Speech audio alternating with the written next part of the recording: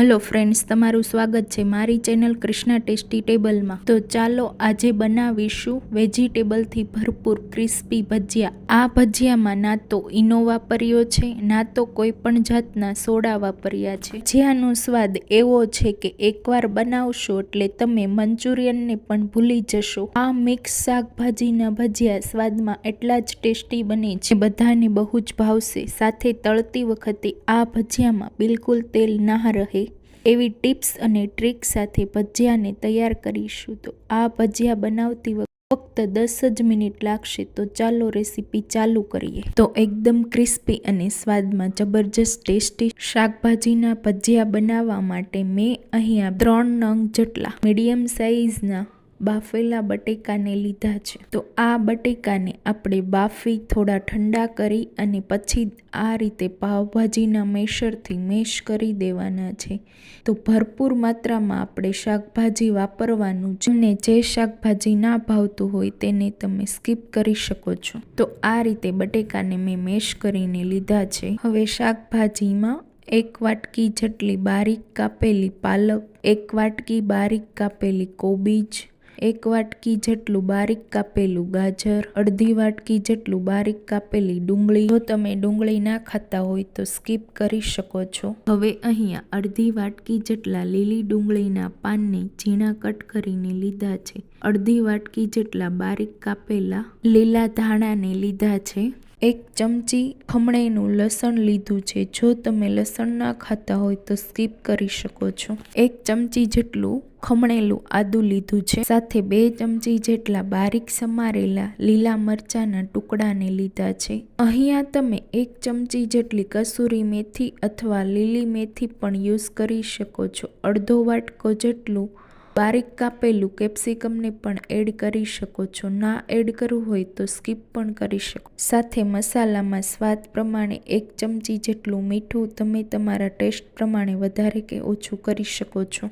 1 ચમચી જેટલા સૂકા ધાણાને અધકચરા વાટીને લીધા છે, સાથે અહીંયા અડધી ચમચી જેટલો ગરમ મસાલો પણ એડ કરી શકો છો। સાથે અડધી ચમચીથી થોડું વધારે લાલ મરચું પાવડર પણ એડ કર્યો છે, અડધી ચમચી જેટલી હળદર પાવડર અને સાથે 5 ચમચી જેટલી હિંગને પણ ઉમેરી છે। 1 ચમચી જેટલું ધાણા જીરું પાવડર સાથે 2 ચમચી જેટલો લીંબુનો રસને ઉમેર્યો છે।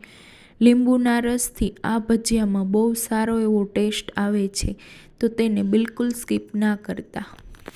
સાથે 1 ચમચી જેટલું તેલને એડ કરીશું। બધા જ મસાલા અને શાકભાજીને સારી રીતે મિક્સ કરી દેશું। તો એકવાર બધા જ મસાલા સાથે શાકભાજી મિક્સ થયા પછી આપણે આમાં થોડો થોડો કરીને ચણાના લોટને ઉમેરીશું। અહીંયા આપણે લોટને બહુ વધારે નથી ઉમેરવાનો, જસ્ટ બાઇન્ડિંગ આવે એટલો જ ઉમેરવાનો છે। તો અત્યારે મેં 1 કપ જેટલો ચણાનો લોટ લીધો છે। જો તમને વધારે જરૂર પડે તો તમે ચણાના લોટને વધારે પણ ઉમેરી શકો છો। તો 1 કપ જેટલા ચણાના લોટમાંથી મિશ્રણ આપણું સારી રીતે ભેગું થઈ જાય છે। તો સરસ બધું મિક્સ થઈ ગયું છે। તો આ રીતે મિશ્રણને થોડુંક હાથમાં લઈને ભેગું કરીને જોઈએ તો તમે જોવો મિશ્રણ બિલકુલ છૂટું નથી પડતું, અને આ રીતે મિશ્રણમાંથી બોલ્સ પણ તૈયાર થઈ જાય છે। તો આપણે અહીંયા એટલો જ ચણાનો લોટને ઉમેરવાનો। તો અહીંયા આ મિશ્રણને વધારે પડતું નથી રાખવાનું। મિશ્રણમાં આપણે ભરપૂર માત્રામાં શાકભાજી વાપર્યા છે એટલે તેનું પાણી છૂટું પડશે, એટલે આમાંથી આપણે તરત ભજીયા બનાવીએ। ભજીયાને તળવા માટે તેલ ગરમ થઈ ગયું છે। તો હવે તો આ રીતે ભજીયાનું થોડું મિશ્રણ તેલમાં ઉમેરો તો એકદમ સરસ આવા બબલ્સ આવવા લાગશે।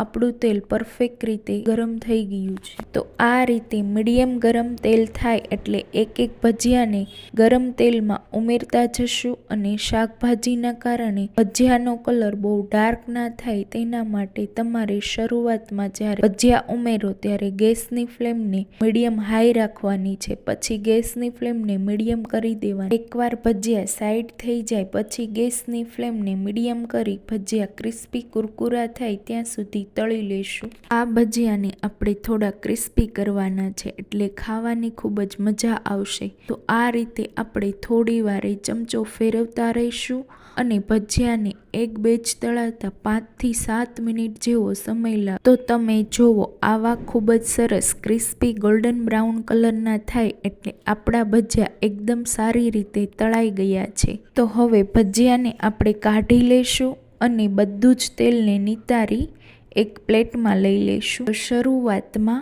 થોડીવાર હાઈ ફ્લેમ પર પછી ગેસની ફ્લેમને મીડિયમ કરી ભજીયાને તળશો તો આ ભજીયામાં બિલકુલ તેલ નહીં રહે. અહીંયા આપણા એકદમ ક્રિસ્પી કુરકુરા મસ્ત મજાના મિક્સ વેજ ભજીયા તૈયાર થઈ ગયા છે. તો ભજીયાને ટોમેટો કેચઅપ, ગ્રીન ચટણી અને ખાટી મીઠી આંબલીની ચટણી સાથે સર્વ કરી તો આ ભજીયા બધાને બહુ જ ભાવશે.